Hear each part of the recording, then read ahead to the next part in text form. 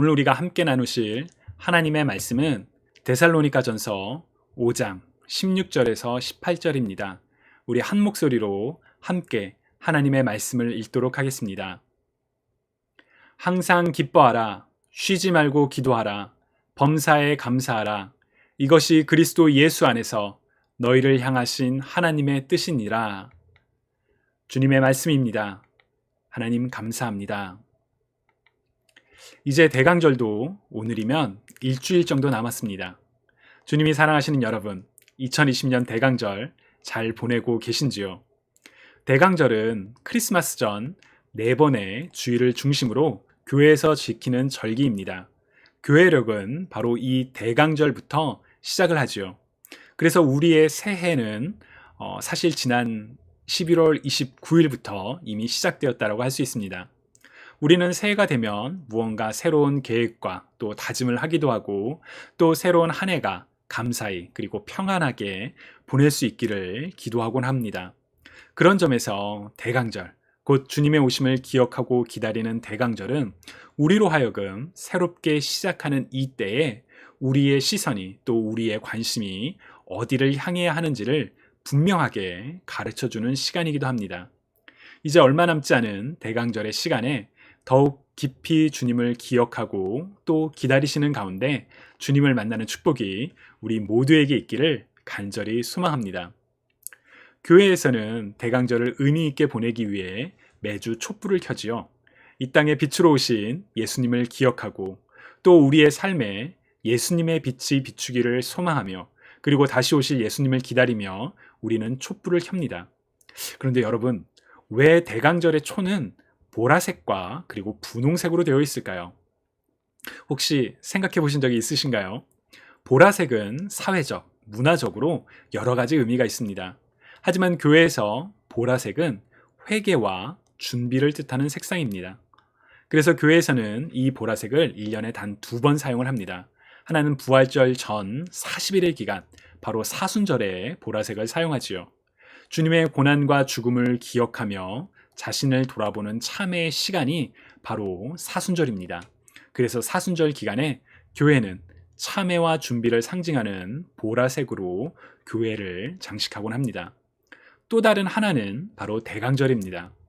주님의 오심을 기억하고 기다리는 대강절에 왜 우리는 보라색을 사용할까요? 그것은 주님께서 오신 이유, 바로 우리의 죄 때문에 오셔서 우리를 대신하여 십자가에서 고통당하시고 죽음당하셨던 것을 기억하며 바로 우리 자신을 돌아보기 위해서 그리고 다시 오실 주님을 기다리며 준비하는 마음으로 우리는 보라색을 바로 이 대강절에 사용을 합니다. 그래서 대강절 초 역시 보라색으로 되어 있죠.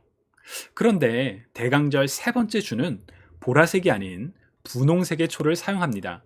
사실 교단마다 대강절의 초의 색과 각각의 초가 상징하는 의미는 조금씩 다릅니다.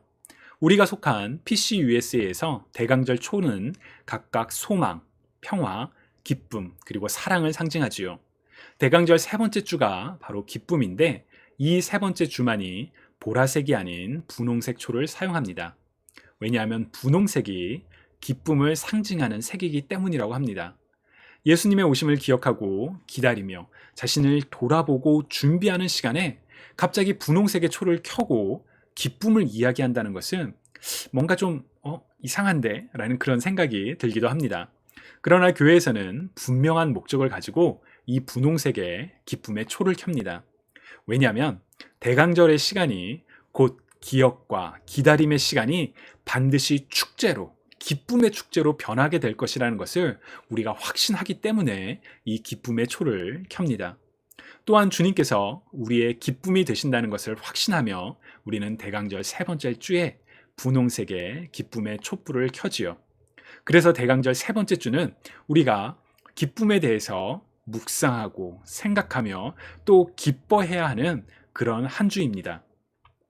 주님을 사랑하시는 여러분, 기쁨으로 이번 한 주 잘 보내고 계신가요? 어떻게 보면 참 어려운 질문이기도 합니다. 기쁨이라니요.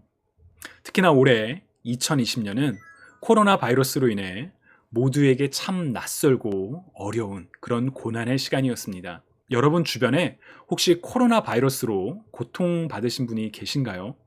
뉴스에서 들리는 소식이 아니라 여러분의 가족이나 친구 혹은 이웃 중에 코로나 바이러스로 인해 고통당하신 분이 계신가요? 제 주변에는 몇 분이 계십니다. 다만 코로나 바이러스를 다 겪고 난 다음에 참 힘들었다라는 그런 이야기를 해주셨기 때문에 제 참 마음이 좀 죄송하고 안쓰러운 마음이 있습니다. 왜냐하면 고통 중에서 함께 기도해야 되는데 그러지 못한 것 같아서 참 마음이 좀 미안합니다. 그리고 그 중에는 또 사랑하는 가족이 코로나로 인해 세상을 떠난 경우도 있어서 마음이 참 무겁습니다. 우리 주변에도 계속 확진자가 늘어나고 있지요. 올바니 카운티만 하더라도 거의 매일 150명 이상씩 확진자가 나오고 있습니다. 그리고 이제 제 아이가 다니는 학교에서도 거의 매일마다 편지가 옵니다. 오늘 몇 명이 감염되었습니다. 몇 명이 감염되었습니다. 저는 그런 소식을 들을 때마다 제가 그 학생들을 알지 못하고 또 150명이나 감염되는 그분들을 알지 못하지만 마음이 참 무겁습니다. 이런 상황 속에서 기쁨을 이야기하고 또 기뻐하는 삶을 살아가는 것은 참 쉽지 않은 일이라고 생각합니다. 특히나 대강절 세 번째 주, 기쁨에 대해서 생각하고 우리가 기뻐해야 합니다. 주님 안에서 기뻐합시다. 이렇게 이야기를 해야 되는데 그런 기쁨이 너무나 먼 이야기처럼 느껴지기도 합니다. 그런데 오늘 본문에서 바울은 우리들에게 참 지키기 어려운 것들을 권면하고 있지요. 항상 기뻐하라. 쉬지 말고 기도하라. 범사에 감사하라. 이것이 그리스도 예수 안에서 너희를 향하신 하나님의 뜻이라고 말하는 바울의 권면. 여러분들 어떻게 지키고 계시는지요? 먼저 범사에 감사하라 라는 권면은 지난 추수감사주일 설교에서 나눴던 것처럼 모든 일 자체를 감사하라는 것이 아니라 모든 상황 속에서 감사하라는 권면입니다. 여러분, 우리가 코로나 바이러스를 감사할 수 있을까요? 아니요, 그렇지 않죠. 너무나도 끔찍한 바이러스입니다. 그러나 우리는 코로나 팬데믹 상황 속에서 하나님께 감사를 드릴 수가 있습니다. 왜냐하면 하나님의 선하심, 신실하심, 하나님의 인자하심을 굳게 믿고 또 우리는 경험해 왔기 때문에 우리는 모든 상황 속에서 하나님께 감사를 드릴 수가 있죠. 쉬지 말고 기도하라는 권면, 여러분들 어떻게 지키고 계신가요? 제가 예전에 이 내용으로 우리 다음 세대들에게, 우리 아이들에게 설교를 할 때 한 아이가 이렇게 손을 들고 저에게 질문을 했습니다. 그러면 화장실 갈 때는요? 잘 때는요? 이 아이는 좀 이제 장난스럽게 했던 질문이지만 사실 이 권면을 우리가 진지하게 받아들일 때 할 수 있는 질문입니다. 만약 쉬지 말고 기도하라 라는 그 권면을 지킬 생각이 없다면 어렵게 느껴질 이유가 없죠. 그러나 내가 정말 말씀대로 살아야지, 말씀을 지켜야지 하는 다짐이 있다면 쉬지 말고 기도하라 라는 권면은 참 어려운 내용입니다. 어떻게 우리는 쉬지 않고 기도할 수 있을까요? 쉬지 말고 기도하라는 권면은 모든 일을 다 중지하고 기도만 해 라는 그런 권면이 아니라 두 가지 해석이 가능한 권면입니다. 하나는 쉬지 말고 라고 번역된 그리스어가 이제 기침을 이렇게 계속 반복적으로 하게 될 때 사용되는 단어라고 합니다. 그래서 기침이, 왜 우리 그때 막 살이 들리고 그러면 기침이 계속 나오잖아요. 그것처럼 기침이 계속 나오는 것처럼 자주 기도해라. 기회가 될 때마다 기도하라 라는 그런 해석입니다.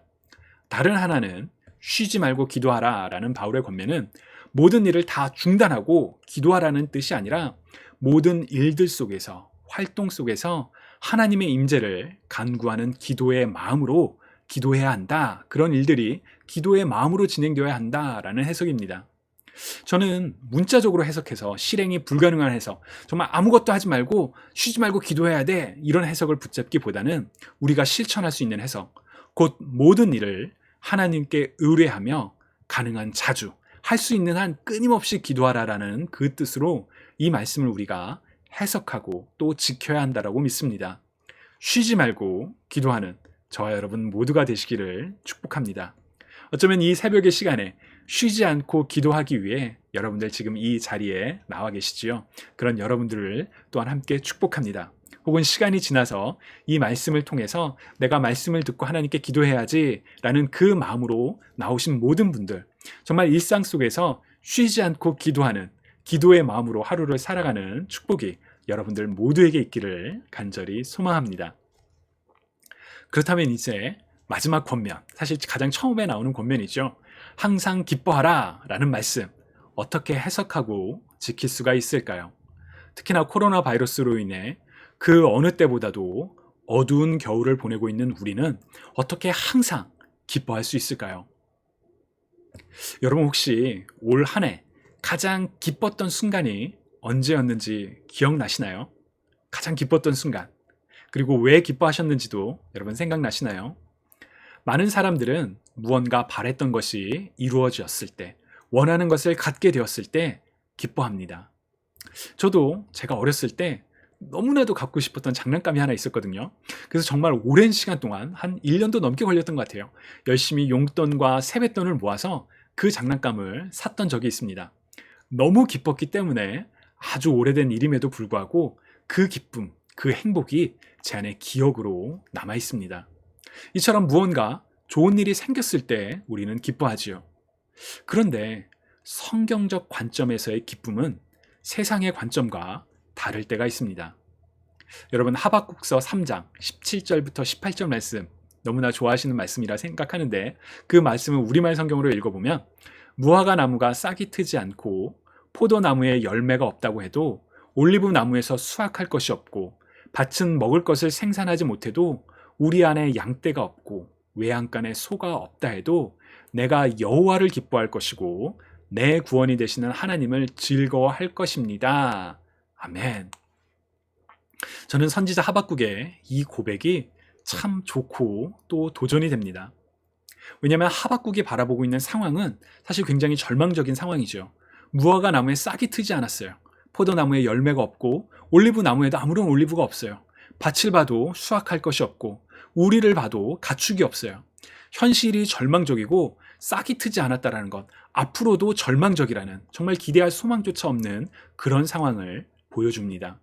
그러나 하박국은 바로 그런 상황 속에서 나는 그런 절망 가운데 있다 할지라도 하나님을 기뻐할 것입니다 라고 선언합니다. 나는 하나님을 즐거워할 거예요 라고 노래하죠. 어떻게 그럴 수 있었을까요? 왜냐하면 하박국은 하나님이 누구이시며 어떠한 일을 행하셨고 또 지금 행하고 계시며 또 앞으로 행하실 것을 분명하게 알고 있었기 때문에 나는 하나님을 기뻐할 것입니다. 나는 하나님을 즐거워할 것입니다. 라고 노래할 수 있는 것이죠. 기뻐할 세상적인 이유가 하나도 없지만 기뻐할 수 있는 이유, 바로 하나님께서 살아계시기 때문입니다.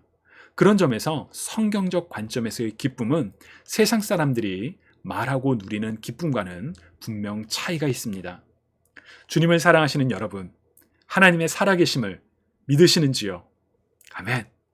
하나님의 선하심을 믿으시는지요? 하나님께서 여러분의 삶 가운데 놀라운 일을 행하시며 이루실 것을 확신하고 계시는지요? 그러한 믿음이 있다면 우리는 어떤 상황에 상관없이 하나님을 바라보며 정말 말씀대로 기뻐할 수가 있습니다. 그런데 우리 안에는 이제 질문이 있죠. 그렇다면 어떻게 코로나 팬데믹 시대에 기뻐할 수 있나요? 라는 이 질문입니다. 어떻게 기뻐할 수 있을까요?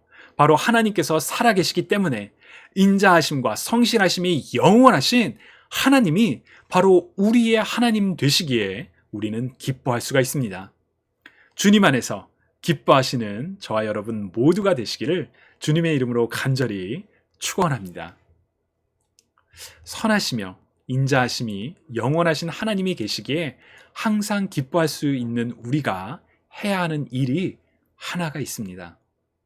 바로 기쁨의 씨앗을 뿌리는 일입니다.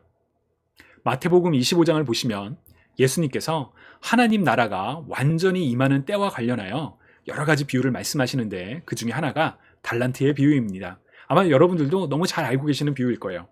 한 주인이 멀리 떠나면서 3명의 종들을 불러 각각 재능에 따라 금 5달란트, 금 2달란트, 금 1달란트를 맡깁니다.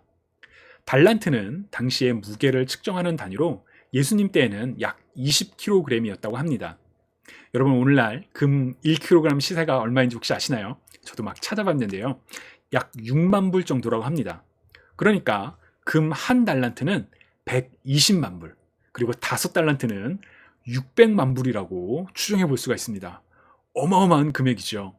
주인이 먼 곳으로 떠나면서 이런 금액을 각각 5달란트, 2달란트, 1달란트를 맡겼다라는 것은 이 주인이 이 종들에 대해서 정말 엄청난 신뢰를 하고 있었다라는 그런 의미입니다.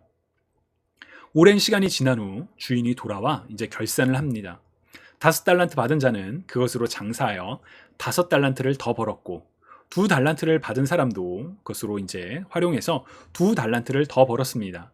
그런데 1달란트를 받았던 사람은 그것을 땅에 묻어 그대로 간직하고 있다가 주인이 왔을 때 돌려줍니다. 그러면서 이상한 말을 하죠. 24절과 25절을 쉬운 성경으로 읽어보면, 그리고 1달란트를 받았던 종이 주인에게 와서 말했다. 주인님, 저는 주인님이 심지 않은 데서 거두고 씨 뿌리지 않은 데서 거두는 완고한 분이라고 생각했습니다. 그래서 두려운 마음으로 밖에 나가 돈을 땅에 숨겼습니다. 이제 주인님이 제게 주신 돈을 도로 받으십시오 라고 이렇게 기록이 되어 있습니다. 저는 처음에 이 말이 참 와닿지가 않았어요. 도대체 왜 이런 얘기를 할까? 이게 무슨 뜻일까? 이런 궁금증이 있었습니다. 사실 종은, 이 본문을 이제 유심히 보면 이 종은 주인에 대해서 아주 심각한 오해를 하고 있었습니다. 주인이 자신에게 금 1달란트를 맡기고 떠날 정도로 자신을 신뢰하고 있다는 것을 잊어버린 채, 주인은 이익을 내는 것을 좋아하는 사람이니 내가 행여나 이 일을 하다가 실수를 해서 주인의 재산을 잃어버릴까, 그래서 책망을 받을까 두려웠던 것이죠. 그래서 아무런 일도 하지 않고 받은 것을 그대로 간직했다가 돌려주었습니다. 주인의 반응이 어떠했나요? 주인은 5달란트와 2달란트로 열심히 일한 종들에게 모두 잘하였도다, 착하고 충성된 종아, 내가 적은 일에 충성하였음에 내가 많은 것을 내게 맡기리니 내 주인의 즐거움에 참여할지어다 라고 말했습니다. 기쁨 가운데 칭찬하고 기쁨 가운데 이렇게 초청한 것이죠. 반면 아무 일도 하지 않았던 종에게는 악하고 게으른 종아, 나는 심지 않은 데서 거두고 해치지 않은 데서 모으는 줄로 내가 알았느냐? 그러면 내가 마땅히 내 돈을 취리하는 자들에게나 맡겼다가 내가 돌아와서 내 원금과 이자를 받게 하였을 것이니라 라고 말하면서 그에게 준 1달란트를 뺏어서 10달란트 가진 자에게 주고 저 무익한 종을 바깥 어두운 데로 내쫓으라 라고 그렇게 말했죠. 이 달란트에 비유해서 주인은 예수님을 가리킵니다. 2000년 전 이 땅에 오셔서 십자가를 통해 우리를 향한 하나님의 사랑을 확증하신 예수님, 예수님으로 말미암아 이 땅에는 하나님의 통치가, 하나님의 나라가 이미 임했습니다. 그리고 예수님께서는 승천하시기 전에 제자들에게 대위임령을 주시며 성령이 너희들에게 올 것이야 라고 약속하셨지요. 그리고 약속대로 성령님이 오셨고 제자들은 말씀에 따라 사람들을 제자로 삼기 위해서 온갖 지역으로 흩어졌습니다. 우리 또한 예수님이 다시 오실 것을 기다리며 세상에서 소금과 빛으로 살아갈 것을 부름받았지요. 특별히 대강절은 바로 그러한 주님의 오심과 다시 오심을 기다리는 바로 그런 시기이죠. 주님께서는 마태복음의 비유에서처럼 우리 각자에게 다른 재능과 사명을 주셨습니다. 만약 우리가 주님께서 주신 재능과 사명을 충실히 사용하면서 주님의 다시 오심을 기다린다면 우리는 비유에서와 같이 착하고 충성된 종아라고 그렇게 불리며 주인의 즐거움에 기쁨으로 참여하게 될 것입니다. 그러나 만약 우리가 상황이 어렵다고 하여 혹은 다른 이유로 주님께서 우리에게 주신 재능과 사명을 그대로 방치하고 있다면 우리는 혹시 비유 속에서 1달란트를 받았던 그 종과 별반 다르지 않는 삶을 살아가고 있는 것은 아닐까요? 주님이 사랑하시는 여러분, 눈물을 흘리며 씨를 뿌리는 자는 기쁨으로 거두리로다 라는 말씀을 기억하시기 바랍니다. 어려운 상황 속에서, 고통 속에서 소망을 품고 씨를 뿌리는 자는 기쁨으로 거두게 될 것이라는 말씀이 바로 오늘 우리가 코로나 팬데믹 시대에서 품고 살아가야 할 소망입니다. 하나님께서 우리에게 주실 기쁨을 기다리며 아무것도 하지 않고 가만히 있는 것이 아니라 하나님께서 우리를 보내신 곳에서 바로 그곳에서, 그곳이 가정과 직장과 어느 곳이 됐든 그곳에서 어려운 상황인 게 눈물을 흘리지만 믿음으로 씨를 뿌릴 때 비록 그 과정이 어렵고 힘들 수도 있겠지만 우리는 살아계시며 영원히 변치 않으시는 하나님으로 말미암아 놀라운 기쁨을 누리게 될 것입니다.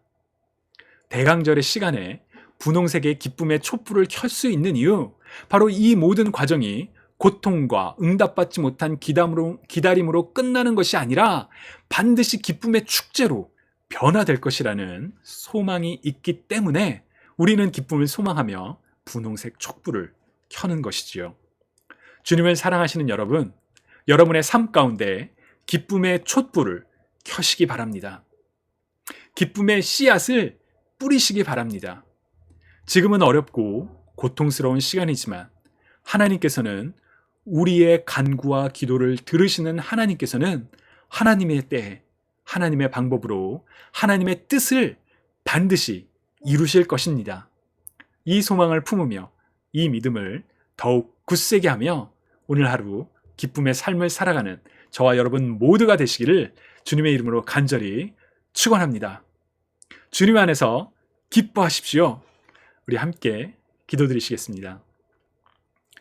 사랑의 하나님, 비록 세상이 어렵지만 정말 우리가 때로는 눈물로, 때로는 소망 가운데, 정말 기다림 가운데 인내의 마음으로 기쁨의 씨앗을 뿌리기 원합니다.